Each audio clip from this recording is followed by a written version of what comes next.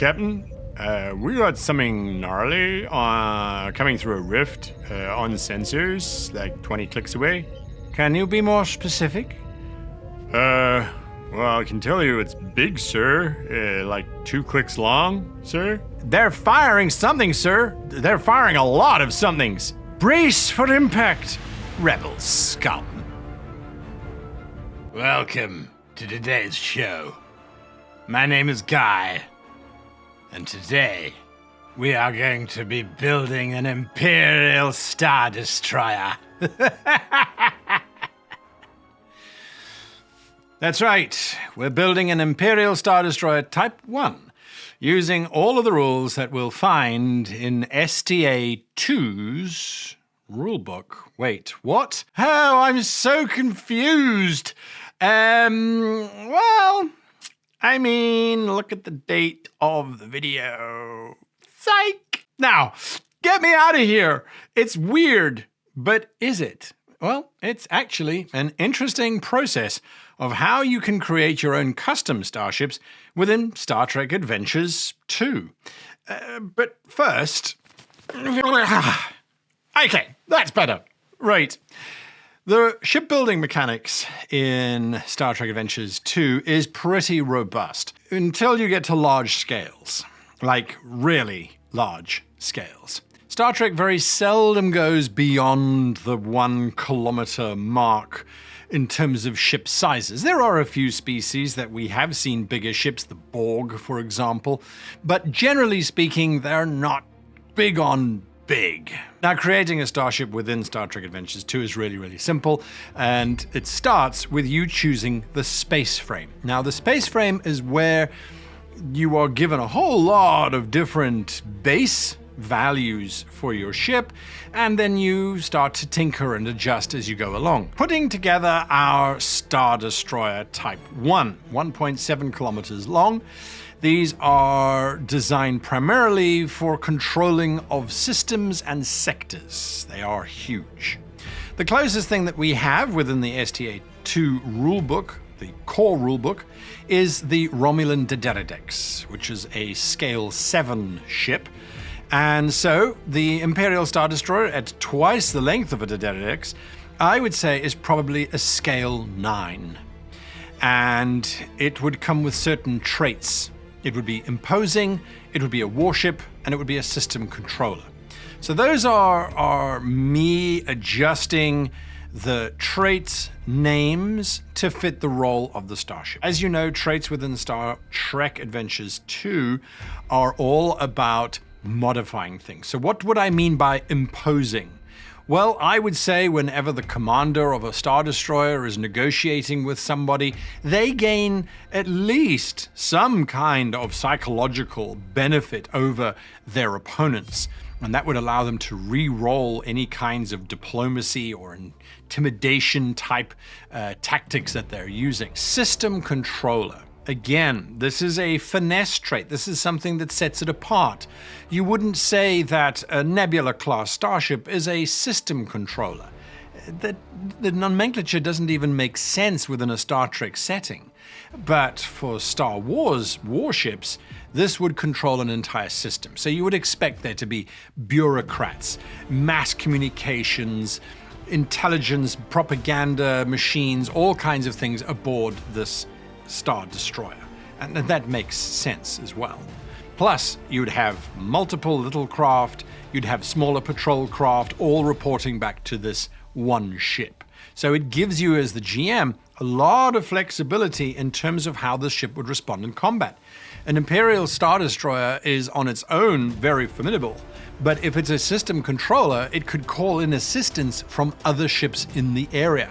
That allows you to use that threat power, if you remember a couple of videos back, of the GM to be able to spend threat to bring in other scale ships to the battle.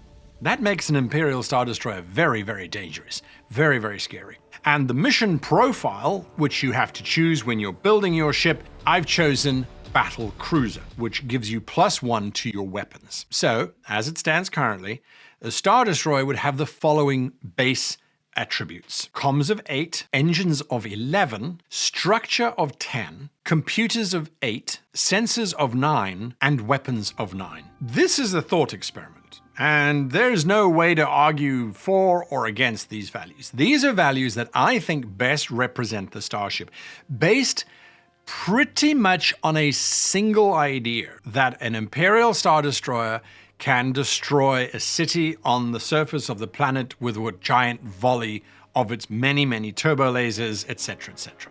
And trying to compare the damage of a turbo laser blast versus a phaser or a disruptor is literally trying to compare one imaginary thing with another. We have no quantifiable data that I'm aware of. And if you are, hey, put it in the comments down below. I'd love to know if there's a technical comparison based on canon evidence. I would be very impressed if there was any. Nonetheless, we are trying to create a comparable situation here, so those are the numbers that I've gone with. Why did I go with engines 11? That would imply the engines are very robust, very powerful.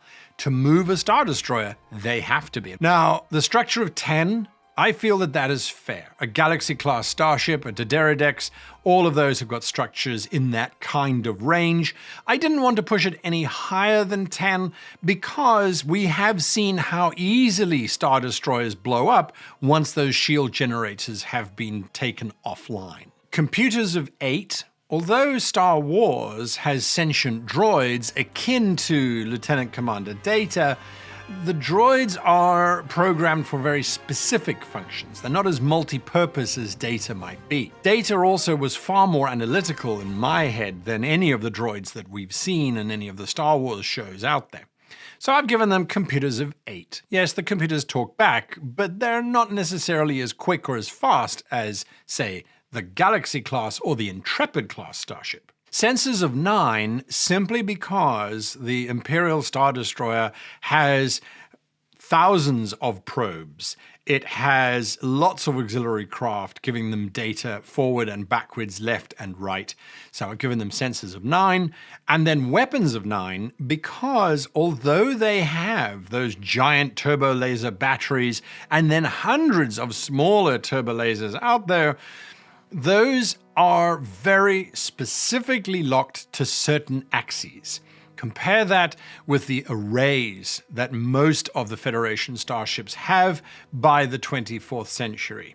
Those arrays give them a far greater range of attack direction as opposed to the more rigid ventral, dorsal, and then horizontal axes that the Star Destroyers have. Now, when it comes to departments, here I deviated. The battlecruiser has a fixed value of departments that you would normally apply to the ship, and for the most part I agreed with it. There are 2 sections, however, that I changed up. So the departments currently stand as Command +3, Engineering +3, Medicine +1, Con 0, Security +3, and Science +1. What I did was the battlecruiser supposedly gave Con +2.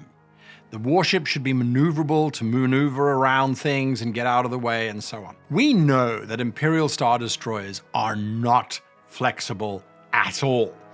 They collide in film. They're not very good at maneuvering out the way. So we thought, well, let me reduce Con to 0 and send those 2 points somewhere else. So I sent 1 to engineering and 1 to security. They've got thousands of troops aboard these Star Destroyers, so their security is going to be high. They also have thousands of staff, so their engineering is going to be high as well. So that is our current ship. Something to bear in mind that because our weapons are 9, we get a +2 bonus to all the ship's weapons damage. That's pretty significant. You're going to see the damage output of a Star Destroyer is actually terrifying. Speaking of weapons, these are the weapons that we have. Again, I was trying to find something comparable to the way that Star Wars weapons appear to work versus Star Trek weapons. There are no arrays in Star Wars. They're all banks or cannons. And so that's what I kind of went with. We've got the primary cannons, which the best that Star Trek has is called a pulse cannon. That gives it versatile +1, which is kind of cool because it's getting bonus momentum every time it attacks. It's only a close-range weapon, but it does a staggering 13 points of damage per hit. That will take out the shields of most scale 4 or 5 ships in 2 or 3 hits max, and those shields are gone. They then have pulse banks, which again are versatile +1, so that's generating 1 bonus momentum every time you make an attack, a successful attack with them. That's really cool. They are medium range, and they are dealing 12 points of damage per hit.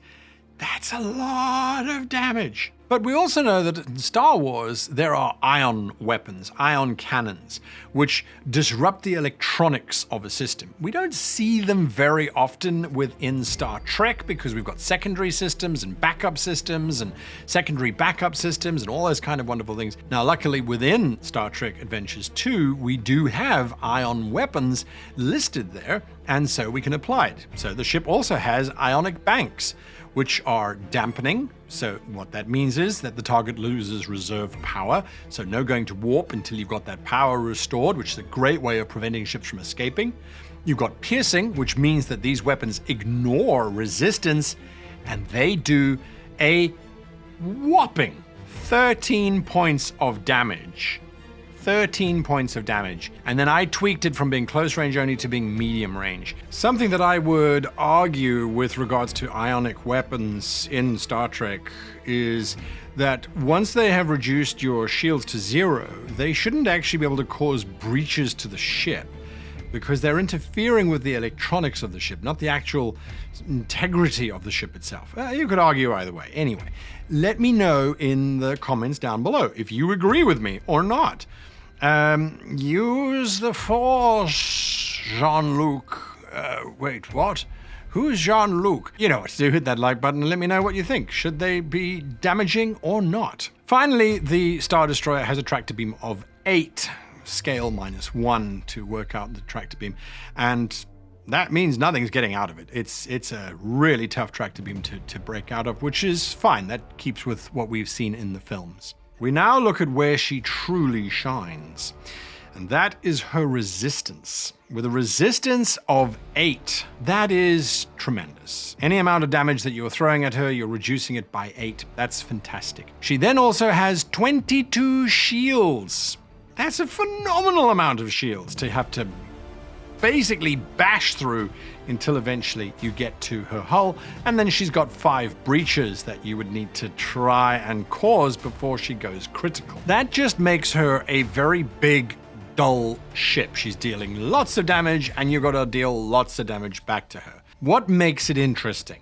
And that comes in the form of ship talents. Now, your ship gets a talent for every single scale size you are. So an Imperial Star Destroyer has 9 talents, and here they are. A command ship.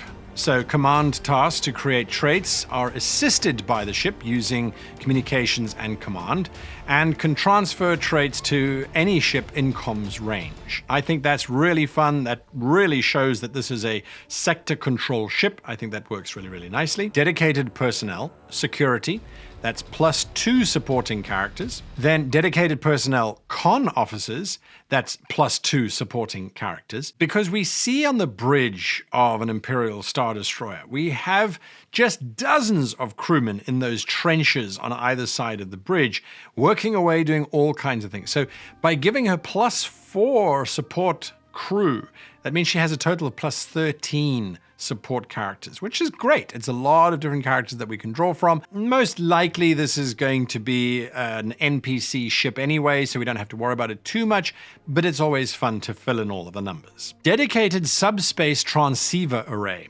Clear comms and re-roll any ship assistance dice on comms checks. It goes without saying, the HoloNet that they use in Star Wars is very reliable, and they always seem to be able to communicate with the Emperor wherever he is in real time. Extensive shuttle bays, small craft readiness is increased by 8. But that's all of the TIE fighters and TIE interceptors and TIE bombers and the Lambda-class shuttles, all those wonderful things that the Star Destroyers would have on board.